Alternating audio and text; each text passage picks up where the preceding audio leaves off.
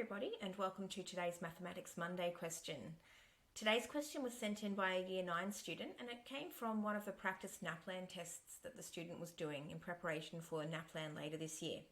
Now, whether you believe that NAPLAN is a helpful test or not in terms of the results that it reports, those kind of tests can be a really good way to check your knowledge of lots of different areas of maths, and so I applaud that student for having a go at these questions.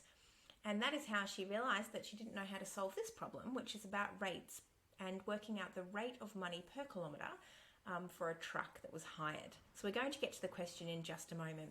Before we do, I just want to explain that I will be going through a couple of different ways to find the answer. My preferred solution is the second one, so make sure you stay with us right through to the end of the video to see my recommended method of solving this problem. Speaking of the problem, let's have a look at it. This is word for word from the test. Sam rents a truck from a hire company. The cost to rent the truck is directly proportional to the number of kilometres driven. The rental cost to drive 200 kilometres is $87.50. What is the rental cost to drive 80 kilometres? Okay, let's have a look at the important information. Firstly, that bit there that I've highlighted, that the cost is directly proportional to the number of kilometres. That means that as the number of kilometres increase, the cost will also increase at the same proportional rate. So it will go up by the same amount every kilometre. Sometimes on these sorts of questions, there can be a little extra step in there where a hire company might charge a flat rate plus an amount per kilometre. And that's probably more realistic in terms of real life. But for this question, we don't have to worry about that. What the question's telling us is that if a person only drove 1 kilometre, they would only have to pay a very small amount. And if a person drove a lot of kilometres, a lot more than the question's asking, they'd pay a lot more money. Does that make sense? As one goes up, the other goes up in the same proportion. The other two really important pieces of information are that the rental cost to drive 200 kilometres is $87.50. That information is the key to unlocking the solution here. And the rental cost to drive 80 kilometres is what we need to work out. That's the question. That's why there's a question mark behind that bit at the bottom there. What is the rental cost to drive 80 kilometres? That's what we need to find out. So to simplify that question a little bit, it's directly proportional. And if it takes $87.50 to drive 200 kilometres, then what would it cost to drive 80 kilometres? And you see how I've set them out above each other like that? That is to show you the parts of the question which relate to each other. So on the left-hand side of those ratios, we have the amount of kilometres driven, and that shows us where the piece of information that we need to work out will come in. Okay, so option 1 to solve this problem is to find the cost for a single kilometre and then multiply that by 80 kilometres because that's the total amount of kilometres driven. So if we do that, that would mean we divide $87.50, the amount that it cost, by 200 kilometres, because that's how many kilometres I could get done for that $87.50.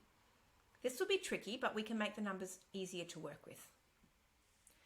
So what we're going to do to make it easier is this thing here. We're going to divide both numbers by 100 first, and that'll get rid of the 2 zeros on 200. It'll mean we're doing a division with a number 2 instead of 200, which straight away sounds a lot easier, doesn't it? So here we go. The first thing I'm going to do with that divide by 100 is to divide $87.50 by 100. And to do that, I know that dividing anything by a multiple of 10 just means moving the decimal place. So if there's 2 zeros in 100, I'm going to jump my decimal place 2 zeros to the left. So $87.50 divided by 100 is 0.8750. Because that last 0 on the end is the very last number in the decimal, we can get rid of that last number as well. So it becomes 0.875. Okay, then divide 200 by 100 up here, nice and easy, we get down to 2. So now I've got my new divided by 100 versions of the original $287.50, which have been turned into 0.875 and 2. Okay, and I've done a division there. I said, can 2 go into 0? No, it can't, that's a 0.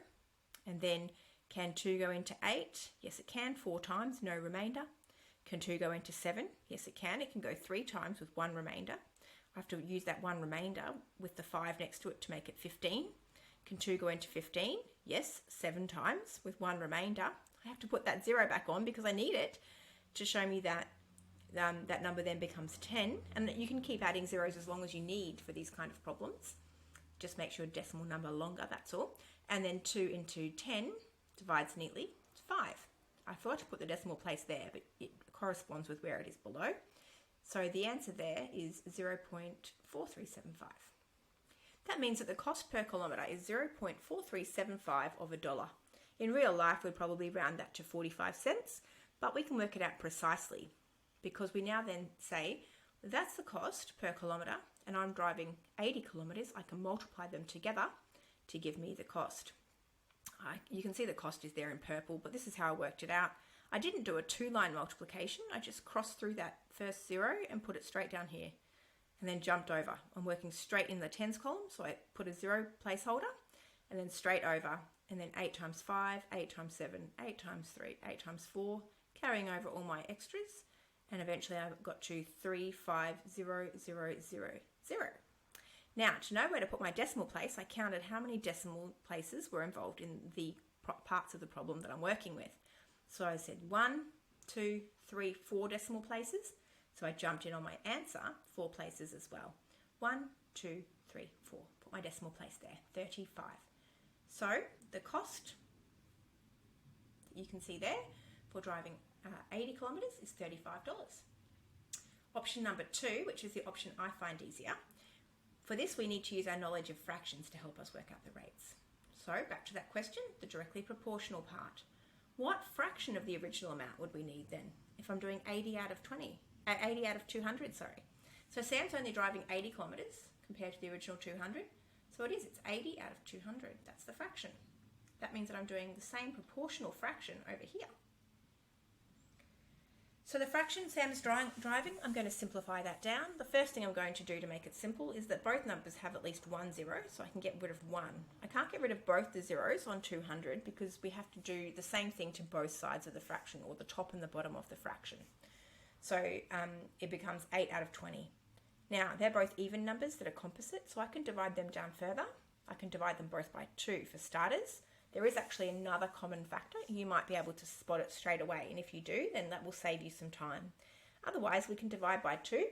So we divide the 8 by 2, 4. Divide the 20 by 2, 10.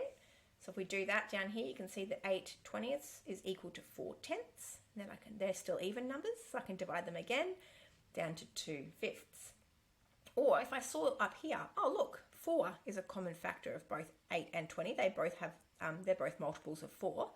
I can divide them by 4. We could jump straight away down to 2 fifths. So in other words, the original driver did 200 kilometres. Sam has done 80 kilometres, and that is 2 fifths of the amount that the original driver did. I can use that information now to do 2 things. One is that I can use that information to create a decimal and then multiply the original amount by the decimal, or I can use the fraction to find the fraction of the other original amount as well. I'll show you what I mean. So if I was to convert it into a decimal, remember 2 fifths was the same as 4 tenths. I can write that as 4 tenths. Then I'd multiply it out, $87.50 times 4 tenths. I get the same number. This time I'm jumping in 3 decimal places because there's 2 at the top of the multiplication, 1 at the bottom, 1, 2, 3, $35. Or, this is my preferred method, Sam is driving 2 fifths. So what I'm going to do is try and find the cost of 1 fifth, and then I'll add that together to get 2 fifths. So I'm going to divide the original amount, $87.50, by 5, which is $17.50. Now $17.50 is 1 fifth of the original amount, but we have to remember Sam actually drove 2 fifths of the original amount. So then I'm going to multiply it by 2, or I can add them together. Okay, and because I haven't done any addition in this particular video, I'm going to do addition over here instead. If I add that $17.50 for 1 fifth, plus another $17.50 for the other fifth, that gets me to 2 fifths of the original, and that's $35. Okay, so using the proportional rate, we worked out that if it costs $87.50 to drive 200 kilometres, then it's going to cost $35 to drive 80 kilometres. Which method did you find most useful? Did you like the method where we simplified the numbers a little bit and then we did division to find out the rate per kilometre and then multiplied that by 80 to find 80 kilometres worth? Or did you like one of the fractions versions, either the fraction made into a decimal and then multiplying that up, or the fraction where we found 1/5 and then we added that together with another fifth to create 2/5? They all found the same answer. So 3 different ways to find the same answer. The last option I think is probably the quickest, and that's why I like that one, and it makes good sense to me, because then we could work out if somebody drove a different amount, we could very quickly apply the same kind of problem solving method to different numbers. That's why I like that one. But I'm interested to hear what you think.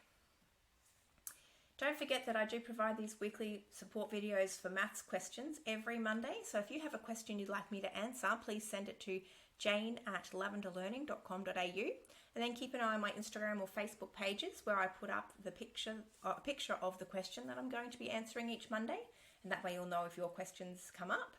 And also, if you find this kind of video helpful, please subscribe to the channel so you don't miss any videos, and like the videos that you find most helpful, and I can use that information, or like them all if you like, but definitely like the ones that you find most useful, and that way I can use that information to help me work out where to focus my energies next. Thanks guys, have a wonderful week. I'll talk to you next Monday.